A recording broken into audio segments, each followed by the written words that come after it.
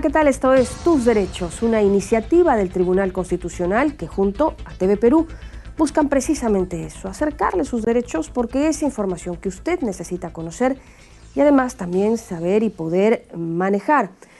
Hoy, dentro de todos los temas, hemos querido dedicar el programa a los derechos del niño, no solo basándonos en algunas sentencias que han llegado hasta el Tribunal Constitucional, sino también hablando con especialistas para conocer un poco más de cerca cómo estamos respecto de este tema en nuestro país. Hoy en Tus Derechos hablamos de los derechos del niño. Soy Rocío Aliaga, bienvenidos.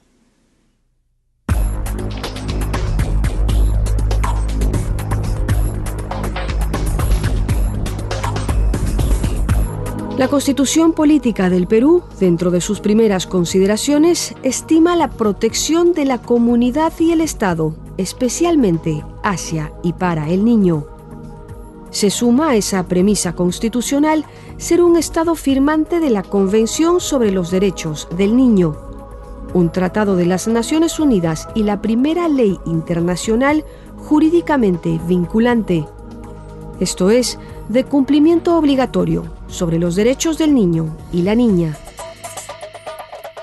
Los 54 artículos de la Convención reconocen que todas aquellas personas menores de 18 años tienen derecho al pleno desarrollo físico, mental y social y a expresar libremente sus opiniones. Pero además la Convención es también un modelo para la salud, la supervivencia y el progreso de toda la sociedad. El tema es que aun cuando muchos países consideran leyes que protegen a la infancia, muchos no las cumplen. Y de hecho, la población que debiera estar protegida ni siquiera conoce de las mismas.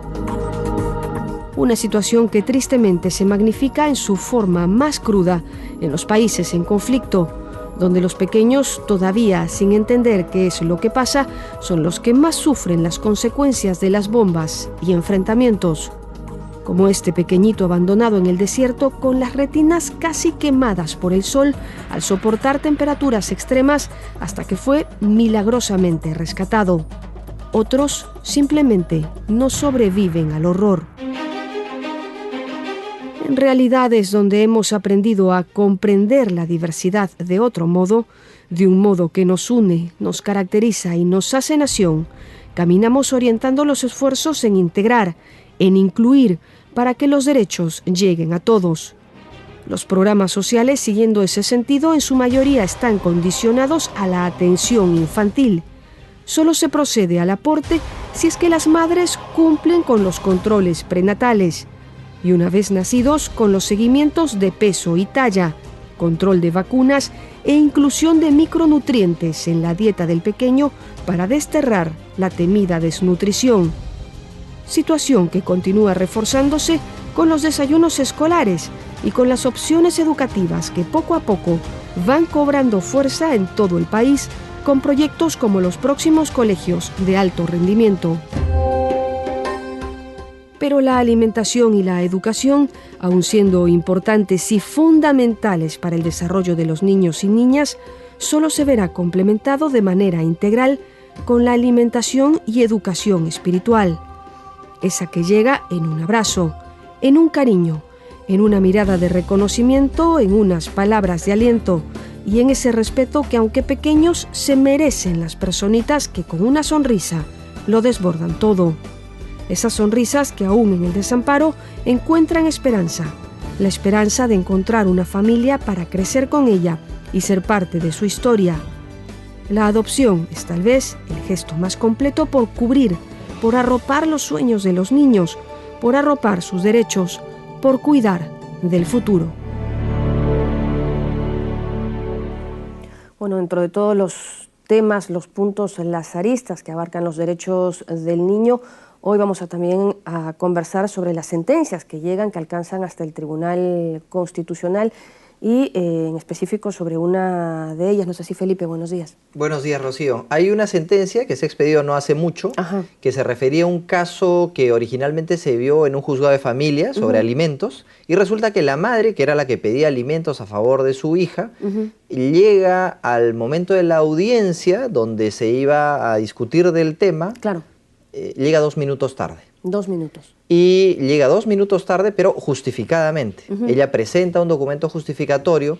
Sin embargo, la jueza no considera ni siquiera ese documento y aplica a rajatabla una norma que no era directamente aplicable a un proceso de familia, como es el de alimentos, sino una norma aplicable a otro tipo de procesos civiles. Ya, ¿y qué pasa?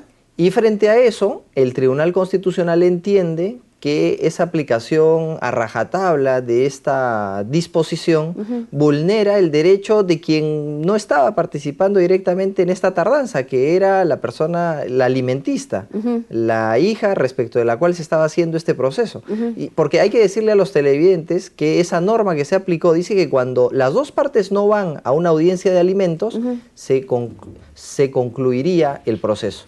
Lo que se está diciendo es, a partir de este criterio del Tribunal Constitucional, es que en las audiencias de alimentos no cabe aplicar este tipo de sanción, de archivar el proceso, sino que se reprogramará. En todo caso, se valorará el motivo de la tardanza de la madre o de la parte en ese proceso.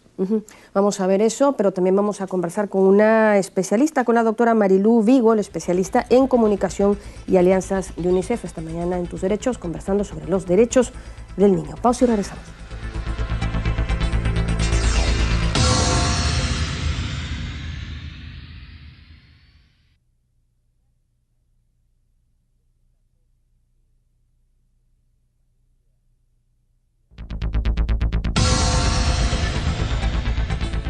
Estamos ya de regreso esta mañana en Tus Derechos, conversando acerca de los derechos de los niños. Para ello nos acompaña la doctora Marilú Vigo, especialista en comunicación y alianzas de UNICEF, a quien agradecemos su presencia esta mañana en el programa. Doctora Vigo, gracias por estar con nosotros. Rocío, encantada. Muchísimas gracias por la invitación. Gracias a usted. Cuando conversamos normalmente sobre los derechos de los niños en este programa, lo hacemos respecto de los temas, ¿no?, que llegan al tribunal, que se ven en las sentencias. Normalmente son por alimentos, por tenencias, por este tipo de cuestiones. Pero ¿cómo estamos ahora mismo, digamos, un diagnóstico en nuestro país? ¿Alcanzamos a lo establecido en la Convención? A ver, en términos generales, yo creo que el país ha avanzado muchísimo. ¿Así? ¿No? Bueno, Perú fue uno de los países que primero ratificó la Convención sobre los Derechos del Niño en el año 90. Fue uno de los primeros 20 países y este año estamos cumpliendo el 25 aniversario, así que hay motivos de celebración. Yo creo que uno de los principales motivos de celebración es que la mortalidad infantil en el país disminuyó de manera dramática, disminuyó en 76% en los últimos 20 años. En estos momentos tenemos un descenso en la mortalidad que en términos de niños menores de 1 año estamos en 14 por 1000 nacidos vivos. Sin embargo, sigue habiendo todavía una agenda pendiente con los recién nacidos, ¿no? Todos los años mueren alrededor de 5000 niñitos y niñitas menores de 1 mes, ¿no?, por causas que podrían ser evitables. Sin embargo, hay que resaltar lo bueno, ¿no es cierto?, y decir que en 76% se ha reducido en los últimos 20 años.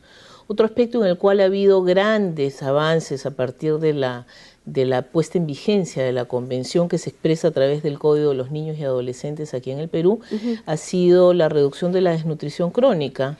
Es cierto que en estos momentos estamos un poquito estacionados, pero ha habido reducciones importantes. En los últimos, digamos, del año 2000, 2002 a la fecha, de 28% a 17.5%, que es el promedio nacional. Sin embargo, pues todavía hay brechas significativas en el país y esa es la razón por la cual el gobierno del Perú, se centra en el tema de la inclusión, porque si usted compara los indicadores urbanos versus los indicadores rurales, va a ver que la desnutrición en el ámbito rural es 3 veces en promedio más alta que en el ámbito urbano. Sí, pero ahora mismo, respecto de los ámbitos rurales, se está tratando de llegar, sobre todo a las madres, ¿no?, que son un poco el motor de la familia, con micronutrientes para atacar un poco también los temas de la anemia y así reducir esos indicadores. Los multimicronutrientes es un elemento bien interesante porque la verdad es que con 18, yo no soy una experta en el tema, yo soy comunicadora, pero con 18 meses meses de tratamiento, la verdad es que la anemia desaparece. Son 6 meses de toma de los multimicronutrientes, 6 meses de descanso y nuevamente 6 meses de toma. En la primera toma me parece que se reduce entre 25 a 30% la anemia, y en la segunda toma de 6 meses, que se completa los 18 meses, se reduce totalmente la anemia. O sea, se llega a un 50%, digamos, y se reduce la anemia. Sin embargo, aquí lo que hay que resaltar es que es importante educar a las familias. ¿Por qué? Porque uno tiene, imaginémonos un pocillito de comida, la mamá tiene que separar un poquito del segundo, echar el polvito de los multimicronutrientes y dárselo a su niñito o a su niñita. Y a veces esas prácticas son las que fallan. Es decir, llegar a la población más excluida es difícil porque implica no solamente fortalecer la capacidad del Estado, sino también fortalecer la capacidad de las familias para tener buen cuidado sobre sus niños y sus niñas. Y eso a veces no es tan fácil en un país con comunidades tan dispersas como el Perú. Pero hay otros motivos para celebrar, por ejemplo, el tema de la identidad. Así. ¿No? El tema del nombre, la nacionalidad. Yo recuerdo que hacia inicios del 2000, más o menos eran 620.000 nacimientos que se producían anualmente y se estimaba que alrededor de 100.000 niños se quedaban sin nombre.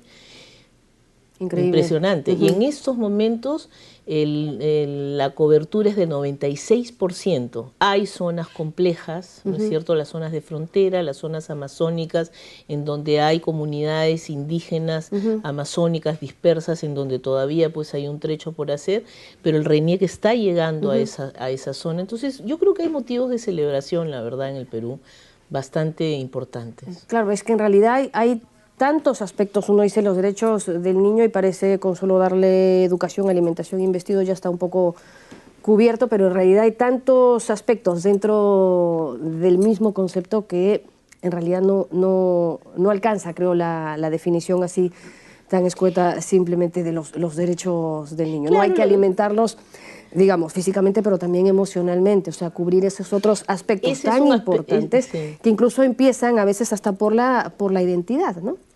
Claro, lo que pasa es que, digamos, el primer derecho evidentemente es el derecho a la vida, ¿no es cierto? Si no estamos aquí, no estamos, pues simplemente, ¿no? Pero luego necesitamos tener un nombre no solamente porque forma parte de nuestra identidad, sino porque además el Estado, en la medida en que sepa dónde estamos, los peruanos y las peruanas, va a poder planificar, ¿no es cierto? Pero hay efectivamente, como usted dice, Rocío, muchísimos derechos. Por ejemplo, el tema, este aspecto que usted mencionaba de las habilidades sociales a mí me parece bien interesante, ¿no? La otra vez escuchaba a un experto colombiano que decía, nos hemos preocupado de dar lo físico, ¿no? Entonces nos hemos preocupado de las vacunas, nos hemos preocupado de la alimentación, nos hemos preocupado del vestido, del abrigo, etcétera. Es importante. Pero también tenemos que preocuparnos, lo que la gente joven diría, del software, ¿no? O sea, de esas habilidades blandas que tienen que ver con las habilidades sociales. Por ejemplo, si estamos hablando de crecimiento y desarrollo, los indicadores tradicionales son salud, nutrición, anemia, son muy importantes. Claro, que en realidad es lo básico, ¿no? Lo que pero tiene también que es estar importante cubierto. El desarrollo de las habilidades sociales. Entonces, en los 3 primeros años de la vida se gestan las condiciones para una vida sin violencia para los niños. ¿Y cómo se gestan? Desarrollando afecto, desarrollando estimulación psicoafectiva. Y esas son cosas que nuestras mamás y nuestros papás tienen que aprender. Claro. Si nosotros miramos, por ejemplo, la cultura andina, vemos que la cosa tradicional es que la mujer andina lleva a su niño en la espalda, ¿no es cierto? ¿Qué comunicación hay entre el niño y la niña, la madre y el niño? Es relativamente poca. Claro, no se ven. ¿No? Entonces hay que desarrollar ese tipo de aprendizajes en las familias, porque la cuestión de desarrollo de habilidades sociales es tan importante como la cuestión de desarrollar habilidades cognitivas también. Claro, estamos caminando hacia algo bueno, pero bueno, no hay que dejar de desatender esos otros temas, ¿no? En un país con tantas prioridades, con tantas necesidades, se trata de cubrir lo básico, pero no se puede dejar de desatender también el aspecto emocional, que es lo que al fin y al cabo a la larga acaba dando mejores resultados también, ¿no? Yo quisiera mencionarle, Rocío, aquí le paso una convención amigable sobre los derechos del niño que le hicimos entre varias instituciones, la gente de Save the Children, la gente de Plan, la gente de la Mesa de Concertación para la Lucha contra la Pobreza. Nosotros, entre todos, hicimos esta convención amigable y uno de los derechos que a mí me parece que son saltantes es el derecho al juego. Ajá. Y este es un tema que es bien interesante. Hay toda una campaña mundial ahora mismo, Hay una campaña mundial, pero es un tema bien interesante y es un tema que atraviesa todos los niveles socioeconómicos, ¿no? Porque la aspiración de una mamá o de un papá de clase media alta, es poner a su hijo en el mejor colegio posible. Que se entiende como el más caro, cuando no necesariamente, claro. ¿No? Y entonces eso significa que el niño o la niña lo sobreestimulan de una manera absolutamente inadecuada para que entre prácticamente manejando logaritmos antes de ingresar a la escuela, ¿no es cierto? Y se podría hacer un símil con un niño que vive en una situación de exclusión en donde el juego no está incorporado a la cotidianidad de los padres y de las madres que viven en una economía de subsistencia. Y ahí hay similitudes, y son similitudes que están vinculadas a que no estamos desarrollando en los chicos esas habilidades socioemocionales, esas habilidades blandas que son básicas para la vida, que les ayuda a los niños a resolver problemas. Muy bien, nos vamos a quedar con esa reflexión porque todavía tenemos más por conversar. Siempre nos quedamos cortos, ¿no? Cuando hablamos de los derechos de los niños, de la educación, es tan inspirador todo esto. Pero bueno, le agradecemos de momento. Muchísimas gracias, doctora Marilú Vigo, la especialista en comunicación y alianzas de UNICEF. Nos vamos a ir a la pausa, pero regresamos para hablar esta mañana en Tus Derechos, de los derechos del niño. Regresamos.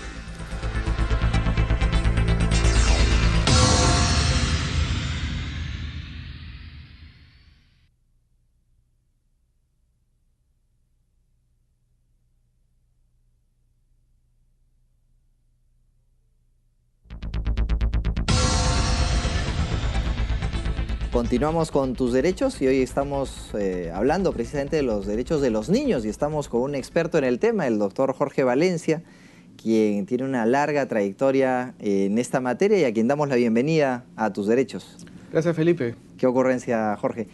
Bueno, estamos comentando una sentencia en la cual una madre de familia interpone una demanda de alimentos para que se lo pasen a su hija. Y resulta que se hace una primera audiencia ante la juez de familia. La juez de familia decide reprogramarla en razón de que tenía una actividad adicional, plenamente justificada, por cierto. Se reprograma y en esa segunda audiencia llega 2 minutos tarde esta madre de familia debido a una razón muy personal ligada con un imprevisto que le pasa a otra de sus hijas. Y claro, no acude a la hora exacta a la audiencia en la cual se iba a discutir el derecho a alimentos de su hija. Y la sanción es muy dura porque como no se presenta ella, el demandado, que debe prestar alimentos, tampoco se presenta ante el juez y se aplica, según lo que dice la juez, un razonamiento del Código Procesal Civil y se archiva el proceso. Por lo tanto, cerrado el proceso y no habría posibilidades de discutir en el mismo la entrega de alimentos al hijo. ¿Qué reflexión le merece esta conducta? Bueno, pues es un tema que llama la atención porque no estamos hoy, digamos, en un mundo jurídico que pertenecía pues al pasado, donde el tema de la formalidad procesalista, luego llamada procesal, primaba sobre el interés de los particulares, sobre los derechos fundamentales de la persona. Hoy es un mundo globalizado, un mundo donde los estados han ido, digamos, consolidando la democracia y consecuentemente instituciones que garanticen la democracia y el ejercicio de los derechos fundamentales de las personas, estableciendo un interés especial de los estados sobre los niños, sobre las niñas, sobre los adolescentes, sobre las madres gestantes, sobre las personas con discapacidad, ¿no es cierto? O sea, hablamos hoy de un mundo de inclusión, donde todos los ciudadanos ejercen derechos. Sobre todo grupos vulnerables como los que usted ha... Por supuesto, sí. Sobre todo grupos vulnerables como son los menores de edad, ¿no? Entonces, acá se está discutiendo que es un tema de alimentos, alimentos en favor de una menor de edad, de una niña. donde el padre, que es responsable al ejercer la patria potestad, no cumple con prestar alimentos. Entonces, claro, la señora acude al Poder Judicial, acude a este juzgado de familia, de Lima Norte, de familia de Lima Norte, sobre todo bajo la tutela del Estado, la tutela jurisdiccional, digamos. Señor, ¿sabe qué? Quiero que me den alimentos, porque el padre no cumple, ¿no? Claro, y frente a eso se convoca esta audiencia. Se convoca, ¿no? Pues esta audiencia. La señora ya 2 minutos tarde, según consta pues en la sentencia del Tribunal Constitucional, archiva el proceso. Claro, porque hay que decirle a nuestros televidentes que cuando las partes no acuden a una audiencia, hay una norma establecida para otro tipo de juicios, ¿no? Los juicios civiles, digamos, no necesariamente los juicios de familia, en los que dice, si no están las partes, se concluye el proceso, se archive el mismo. Así es, porque estamos hablando de un proceso humano, Felipe. Un proceso donde tenemos que hablar de muchos temas, como el principio del interés superior del niño, ¿no? Que es un principio constitucional, como lo indica el Tribunal Constitucional ya en sentencias anteriores. No esas, sino en sentencias anteriores. Y hoy la concepción que estamos desarrollando en América Latina es que el interés superior del niño está asociado a la satisfacción de intereses y necesidades de todo niño y adolescente.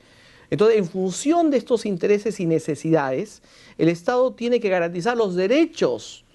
Y en ese tema estamos hablando del derecho a la alimentación, el derecho a la vida, el derecho a la subsistencia de una niña. Entonces, por un absurdo formalismo, la jueza, ¿no?, decide pues archivar el proceso. ¿Sabes qué? Mira, se archivó, se acabó, entonces tendrás que iniciar un nuevo proceso judicial, entonces que esta niña se quede sin alimentación unos cuantos meses más. Claro, y sería entendible si estamos hablando de una negligencia grave de la madre, que no fue, que realmente nunca fue al proceso, pero ella realmente no va y justifica las razones de su inasistencia con un documento, y ese documento, que fue, entiendo, un certificado médico de otra de sus hijas que tuvo un percance de salud, no es valorado por la jueza, ¿no? Entonces, ante esta indiferencia, ante esta frialdad de una juez de familia, uno dice, caramba, qué desafío para todos los operadores del derecho de no aplicar la ley, sino pensar en la Constitución y en los valores que la inspira, ¿no? En este caso estamos hablando de un derecho que además tiene una raigambre internacional, ¿no? Fuera de cámara estamos hablando de cómo los derechos de los niños se han fortalecido con la jurisprudencia internacional, ¿no? Sobre eso quisiera que nos recuerde cuáles son aquellos pronunciamientos que deberíamos tener presente para este tema. Claro, lo que pasa es que, por ejemplo, instancias en las cuales la gente iba y acudía por temas vinculados, digamos, a derechos como el derecho a la vida, el derecho a la libertad, hoy comienza a conocer de temas de familia, como es el tema del Tribunal Constitucional, ¿no? En el pasado había acciones de amparo sobre temas del derecho a la libertad de las personas, etc. Pero hoy encontramos que llegan temas de familia. Pero no solamente en el Tribunal Constitucional, sino también la Corte Interamericana de Derechos Humanos, la Corte, que tradicionalmente reconocía temas, ¿no?, de violaciones de los estados sobre cuestiones vinculadas al derecho a la vida, al derecho a la libertad, etc. Hoy estamos dentro de este proceso de inclusión y evolución que las instancias jurisdiccionales, tanto nacionales como internacionales, están conociendo de temas de familia. Ya hay un interés de parte de temas de familia. Yo estoy convencido que el Perú hay muy buenos jueces de familia, excelentes jueces de familia. Obviamente hay excepciones a la regla. Pero yo creo que el tema o la lectura de esta sentencia es la siguiente. O sea, hay que pensar en aplicar justamente ese interés constitucional, que es el interés superior del niño, entender, como dice el título primero del Código de los Niños y Adolescentes, el tema que todo proceso debe ser ventilado como un proceso humano. De hecho, algo que es muy importante, no estamos litigando sobre un inmueble, no estamos hablando sobre un automóvil, sobre un litigio que tú me prestaste dinero o yo no te lo devolví, o viceversa, donde obviamente las reglas procesales no pueden ser pues flexibles, ¿no? Claro, estamos hablando de una niña que no podía ni siquiera comparecer al proceso y fue representada por la madre, ¿no? Así es, ¿no? Porque obviamente, ¿no?, al ser menor de edad, los padres ejercen la patria potestad. Entonces hay una representación de la madre, ¿no?, en ausencia de esta capacidad procesal que tiene un menor de edad para poder demandar en materia de alimentos, ¿no? Entonces yo creo que es un tema muy interesante, ¿no? Hay que, obviamente, pensar que no solamente el principio del interés superior es un tema que tiene que ver con, digamos, las instancias judiciales, sino, digamos, con instancias administrativas, ¿no? Sin duda. ¿Cómo aplicamos el principio en una defensoría municipal de niño y adolescente? O en el RENIEC, por ejemplo, ¿no? Claro. Entonces, o hay un tema vinculado a los registros de migraciones, ¿no? Entonces, hay que ir, digamos, conversando sobre este tema, ¿no? El interés superior del niño en la aplicación de las soluciones, no solamente jurisdicciones, sino también administrativas, ¿no? Porque eso es lo que dice la convención, ¿no?